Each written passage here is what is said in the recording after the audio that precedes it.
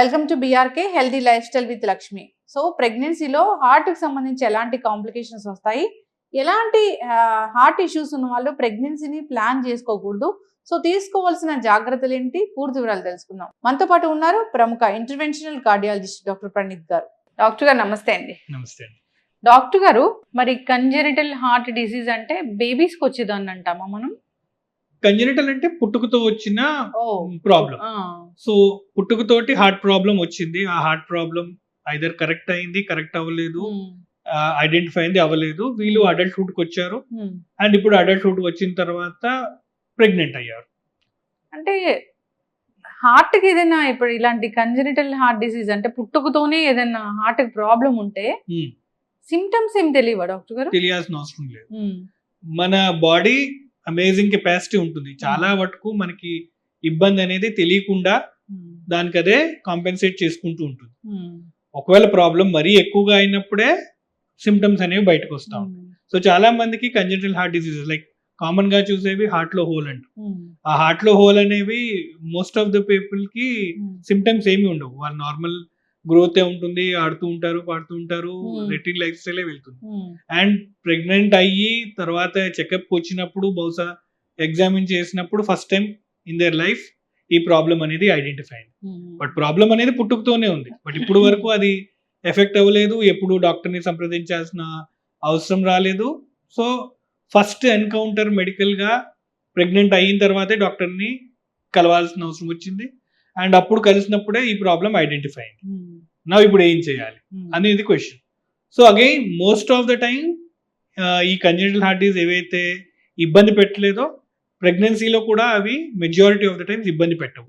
అది అలాగే ప్రెగ్నెన్సీ యథావిధిగా కంటిన్యూ అవుతుంది అండ్ ఒకసారి ప్రెగ్నెన్సీ టెర్మినేట్ అయిపోయిన తర్వాత ఈ హార్ట్ ప్రాబ్లమ్ ని మేము కరెక్ట్ చేయడం కోసం చూస్తాం. కొన్ని కండిషన్స్ ఉంటాయి, వాటిని ఇంటర్ఫియర్ చేయాల్సిన అవసరం ఉంటుంది. అంటే ఆ కొన్ని కండిషన్స్ హార్ట్ మీద ప్రభావం పెట్టి బహుశా మదర్ అండ్ చైల్డ్ హెల్త్ మీద ప్రభావం పెట్టినప్పుడు ఇంటర్ఫియర్ చేయాల్సిన అవసరం ఉంటుంది. But majority of the time ఈ కంజెనిటల్ హార్ట్ డిసీజ్ అనేవి ప్రెగ్నెన్సీని ఇంటర్ఫియర్ చేయవు, వాళ్ళు ప్రెగ్నెన్సీ నార్మల్ గానే కంటిన్యూ చేసే అవకాశం ఉంది. డాక్టర్ గారు, అయితే కంజెనిటల్ హార్ట్ డిసీజ్ అనేది తల్లికి ఉంటే అది తెలియకపోతే ప్రెగ్నెన్సీలో మాత్రమే తెలుస్తుంది, కానీ ఆ ప్రెగ్నెన్సీ అనేది చాలా కేర్ఫుల్ గా ఉండాలి. ఇప్పుడు డాక్టర్ దగ్గరికి వెళ్ళినప్పుడు 5th month లోనే ఏమో అలా తెలుస్తుందా? అంటే కొందరికి హార్ట్ డిసీజ్ ఉన్నట్టు ముందే తెలుసు, కొందరికి తెలియదు. ఒకవేళ మీకు ఆల్రెడీ ముందు తెలిస్తే కన్సీవ్ అయ్యే ముందు ఒకసారి డాక్టర్ని సంప్రదించి ప్రెగ్నెంట్ నేను అవ్వచ్చా, అవుతే ఏమైనా ఇబ్బంది అవుతుందా, బికాజ్ ఈ మధ్య అవేర్నెస్ పెరిగింది, ట్రీట్మెంట్ పెరిగింది కాబట్టి మోస్ట్ ఆఫ్ ద టైం ఈ కంజెనిటల్ హార్ట్ డిసీజ్ మనం ఐడెంటిఫై అయినా చిన్నప్పుడే వాటిని కరెక్ట్ చేసేస్తున్నాం. Majority of the time 7 years age వచ్చే లోపల ఆ కంజెనిటల్ హార్ట్ డిసీజ్ ప్రాబ్లమ్ ని మనం ఆల్రెడీ కరెక్ట్ చేసేస్తాం. సో వాళ్ళకి కన్సీవ్ అయ్యే అవకాశం ఉంది అండ్ అలాగే ప్రెగ్నెన్సీ అన్ఈవెంట్ఫుల్ గా వెళ్ళే అవకాశం ఉంది.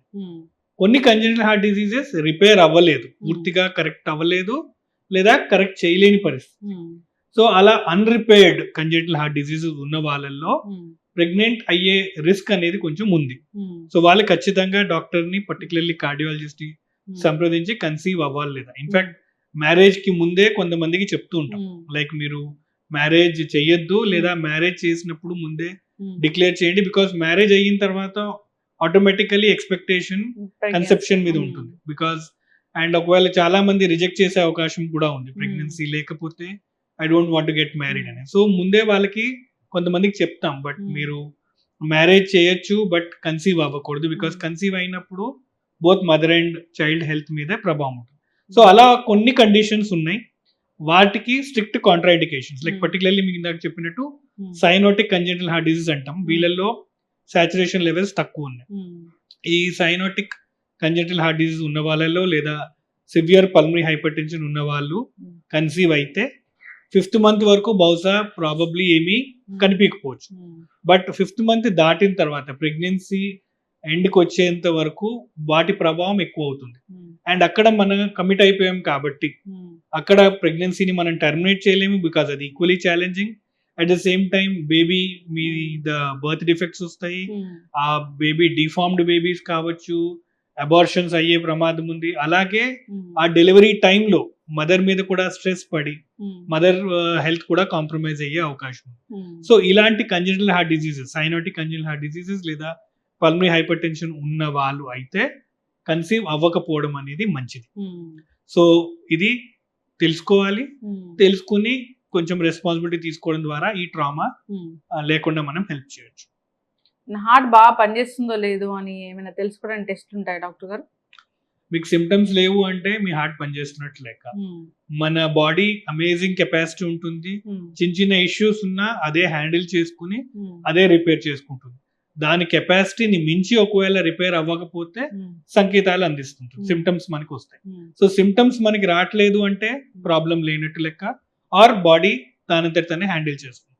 సిమ్టమ్స్ ఏమైనా వస్తే అగైన్ ఇంపార్టెంట్ సిమ్టమ్ కాకపోవచ్చు, కొన్ని during the process of recovery ఉండొచ్చు, కొన్ని రోజులు టైం ఇస్తే అవి కూడా సెట్ అయిపోతాయి. సిమ్టమ్స్ అనేవి తరచూ కంటిన్యూ అవుతున్నాయంటే బహుశా ప్రాబ్లం ఉంది. అప్పుడు డాక్టర్ని సంప్రదించడం, ప్రాబ్లం ఐడెంటిఫై చేయడం, దాన్ని ఫిక్స్ చేసుకోవడం, అండ్ దెన్ ప్రాబ్లం రెక్టిఫై అయిపోవడం. హార్ట్ కొంచెం ఏదో తేడా వచ్చిందంటే సిమ్టమ్స్ అంటే ఏముంటాయి డాక్టర్ గారు? హార్ట్ డిసీజెస్ కి కామన్ గా 5 సిమ్టమ్స్ అనేవి చెప్తాం, 5 కార్డినల్ సిమ్టమ్స్ అంటాం. వాటిలో ముందుగా చెస్ట్ పెయిన్, రెండోది ఆయాసం, మూడోది దడ palpitations, fourth one loss of consciousness, unconscious అయిపోవడం, ఫిఫ్త్ ది ఫెటిగ్, అన్నెసరీగా ఏమైనా నీరసం ఉండడం. ఇవన్నీ 5 cardinal symptoms of cardiovascular system అంటాం. అంటే హార్ట్ డిసీజ్ ఏమున్నా కానీ ఈ 5 సింగిల్ గా లేదా యాజ్ ఎ కాంబినేషన్ వచ్చే అవకాశం ఉంటుంది. ఇవి ఎక్స్క్లూజివ్ కాదు, అంటే ఈ సిమ్టమ్స్ అనేవి హార్ట్ వాళ్ళకే వస్తుందని కాదు, వేరే ప్రాబ్లమ్స్ వల్ల కూడా వచ్చే అవకాశం ఉంటుంది. సో అది మనము హార్ట్ ప్రాబ్లం వల్ల వస్తుందా, ఇంకా వేరే ప్రాబ్లం వల్ల ఉందా అనేది ఐడెంటిఫై చేసి దానికి తగ్గట్టు మనం ట్రీట్మెంట్ చేయాల్సిన అవసరం. పాల్పిటేషన్స్ అంటే ఎప్పుడు టెన్షన్ ఫీల్ అయినా వస్తుంటాయి.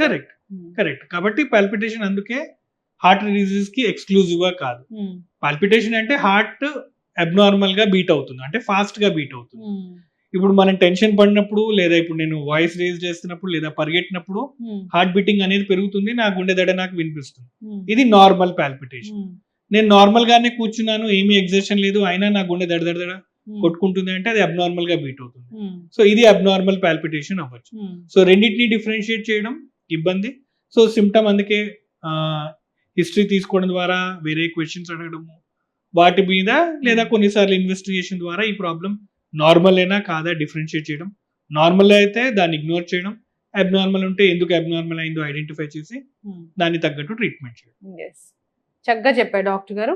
ఏదేమైనా కానీ ఒకప్పుడు కన్నా ఇప్పుడు ఒక 25 ఏళ్ళు దాటాక వచ్చి టెస్టులు చేయించుకుంటే మంచిది, అంతేనా డాక్టర్ గారు? అందరికీ కాదండి, ఐ థింక్ ఈ మధ్య అవేర్నెస్ తో పాటు భయం కూడా పెరిగింది. So most of the time మనము అతి చేయకుండా మన లిమిట్స్ లో మనం ఉంటూ, అంటే అట్ ద సేమ్ అతి ఇన్ ద సెన్స్ అతిగా కంగారు పడిపోయి అవసరానికి మించి టెస్టులు చేసి లేనిపోని యాంగ్జైటీ తెచ్చుకోవడము కరెక్ట్ కాదు. అలా అని అతిగా నెగ్లెక్ట్ చేసేసి ఆ ప్రాబ్లమ్ ని మనము పెరిగి పెద్దగా అవడం కూడా కరెక్ట్ కాదు. So most of the time symptoms లేవు, మన పనులు మనం చేసుకోగలుగుతున్నాం, వీఆర్ ఓకే. బట్ ఏదైనా సిమ్టమ్స్ వస్తే దాన్ని కంప్లీట్ గా ఇగ్నోర్ చేయకుండా డాక్టర్ని సంప్రదించి తగిన టెస్ట్ చేసుకుని దాన్ని ముందుగానే రెక్టిఫై చేయాలి. సో ఐ థింక్ బ్యాలెన్స్డ్ గా ఉంటే ఇట్ షుడ్ బి ఓకే. అందరికీ టెస్ట్ చేయించుకుని భయపెట్టాల్సిన అవసరం లేదు.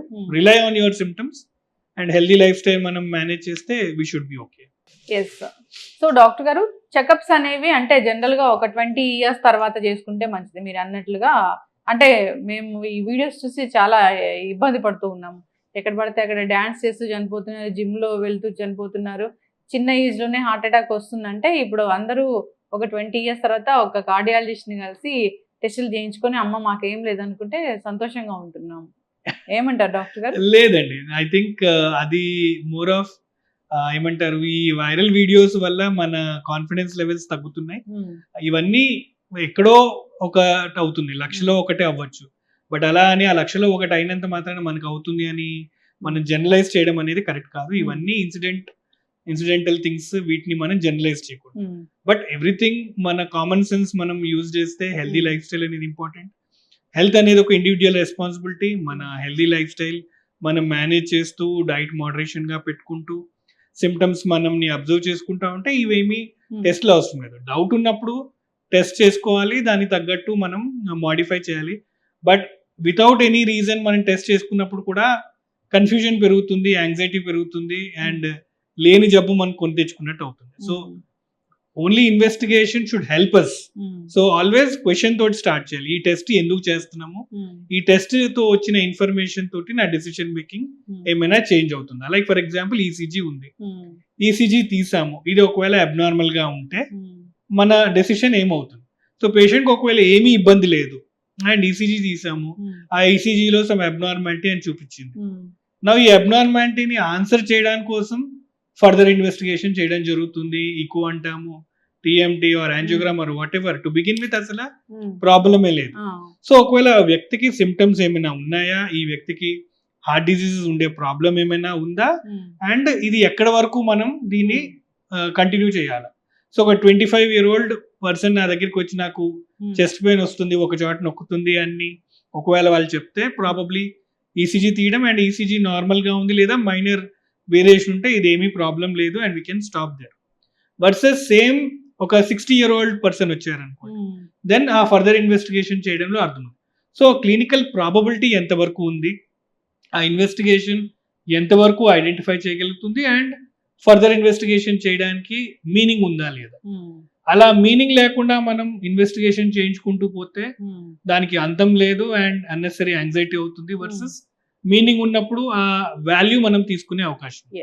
చక్కగా చెప్పారు డాక్టర్ గారు. భయపడకుండా ఉంటే మంచిది. భయపడకుండా. స్ట్రెస్ వల్ల కూడా ఎక్కువగా దడ అనేది వస్తూ ఉంటుంది. అవునండి. ధన్యవాదాలు డాక్టర్ గారు.